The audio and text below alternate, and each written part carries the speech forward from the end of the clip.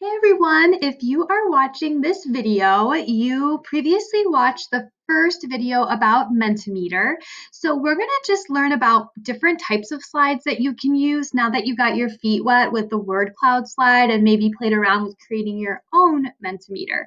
So let's go ahead and start a new presentation.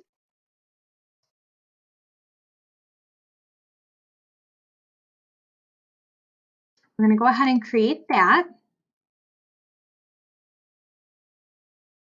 Now, in our first video, we explored the word cloud slide. We're going to take a look at a scales slide, which is great if you are digging into content with students on e-learning. You don't just want to maybe give them an intro question, you actually want to get a little bit more specific.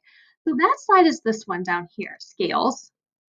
Once you click it, your heading will pop up right here. You can put your question. How familiar are you with the following? And let's say I'm doing something about fractions, adding fractions, subtracting fractions.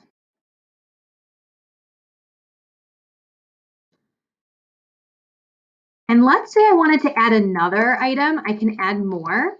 You just have to be a little careful because, as you know, the slide doesn't hold all that much, so you don't want to cloud it. You don't want to get it too clouded with information.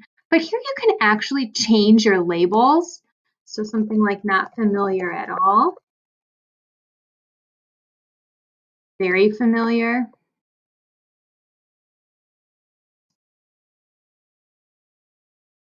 And then you can change the values too. You can have it going from 1 to 5 or 1 to 3, whatever you think is most appropriate for your students. And then in terms of your results, I always use the sliders results. I just think that gives you a better sense. Now, what you can do is, let's say you blast this out to students, they log in, they do this. You could follow up with a quick video to them or something you had previously recorded. And you can say, look, if you really marked a 1 or 2 for subtracting fractions, I want you to go to this website and practice this. Or if you are pretty great at multiplying fractions, it might be time for you to start dividing fractions.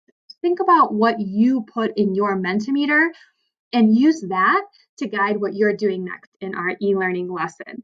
So this can be an easy way for students to recognize and just do some metacognitive thinking about where their learning needs to go next. So again, the scale slide is something that I really like.